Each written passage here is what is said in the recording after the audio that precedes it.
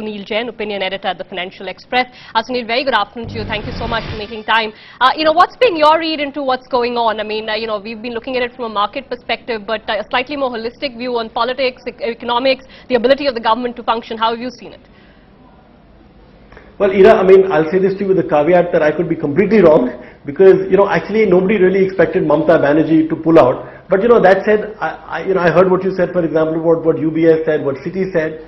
I think there's we need to keep one thing in mind. And in fact, that is the reason why the government announced FDI in retail, because FDI in retail is not such a big thing to my mind. It's not a major reform.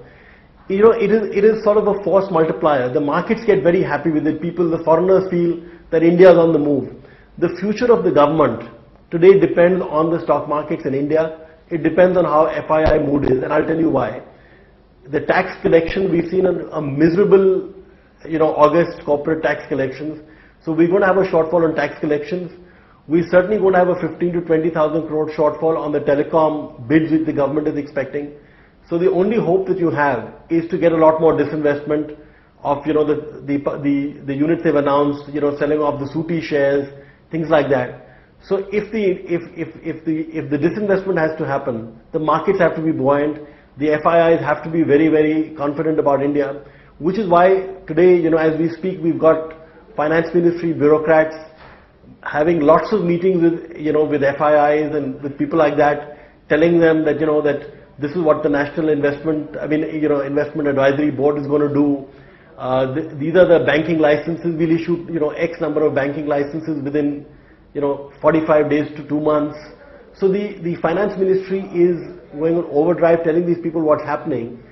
And the reason why they're doing it is just to talk up the market. So even if you reduce diesel prices by 1 rupee or 50 paisa, or you say I'm going to go to 8 LPG cylinders, it completely destroys the mood. So I'd be very, very surprised if the government did that. But that said, let's keep in mind that this is politics, anything can happen. So, I mean, with that caveat, I'd say I'd be very surprised if the government moved even an inch, which is why the finance minister keeps saying that these are irreversible. A lot of thought went into them. We didn't just take it casually. We thought about everything. So that's my view. Sunil, I mean, I guess guessing on politics is probably as tough, if not tougher than guessing on markets. But, your point is well taken. Although I want to pick up on the aspect of rollback. Now, at least between day before yesterday and today, there's been a lot of permutation and combination being discussed that if it does come to them having to roll back something, what they may roll back on is on the diesel and the LPG side and stick to the FDI and retail. I mean, actually, that sounds a bit strange because the stuff that's going to make the real difference in this year, next year is going to be the diesel, Absolutely. the LPG. Absolutely, I completely agree with you because the real reform, to the extent that they have, because actually you just cut prices by 10%. So it's not that much. I mean, you've cut the subsidy by 10%. It was 2 lakh crores earlier on, now it'll be 1,80,000, so that's 20,000 crores off. But you're absolutely right. The FDI in retail is just talk. It doesn't mean anything because there are so many caveats to it that you cannot go in cities below a certain size.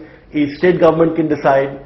So it's really, diesel and LPG. But I think the government realizes now that there's a very serious threat of a downgrade from credit rating agencies. I think more than that, there have been a couple of internal surveys done for the Congress party, which tell you that the Congress party is going to do very badly, which is not surprising. You can't have 10% inflation and 5% growth. So, if the Congress party realizes this is deep trouble. So I think that this time around the government is serious, but you're right that diesel and LPG are the important ones. In fact, my big fear is that with this minor correction that we've done on diesel and LPG, we're not going to do anything more certainly for another 6 months or so. So with the QE infinity and with the ECB, you certainly will have oil prices going up. So within 10 to 15 days, we'll be back to that 2 lakh crore number on oil under recoveries. Sunil, that's the other debate that's going on, that so the political uncertainty dies down for now, but if the TMC is out, if their political mandate is a little bit, more weakened, we're not going to see anything from here. But actually, the point that you were making earlier could be then true, that they may not do anything more big bang, but at the finance ministry level, administrative issues, that may continue. And maybe if the government and the Prime Minister and the Finance Minister are sort of, now got their weight against around this, I mean, maybe that kind of stuff can continue, which would be good. Absolutely, the point is that India does not suffer from policy paralysis, though that's what we journalists, me included, that's the shorthand that we put.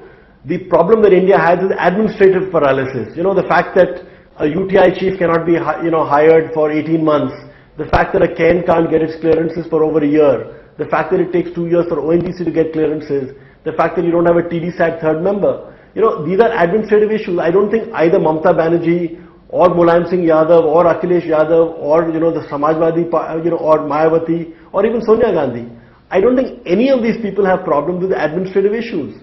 So, the government, it has a certain amount of policy paralysis, but frankly that's overdone. The real problem that the government has is administrative paralysis. So frankly, if these 3-4 ministers decide, including the Prime Minister, that we want to move, they can move. You know, one great thing they announced last week is this National Investment Advisory Board or whatever it's called, I mean NIAB or whatever. Now this board will effectively take away, they'll change the rules of business.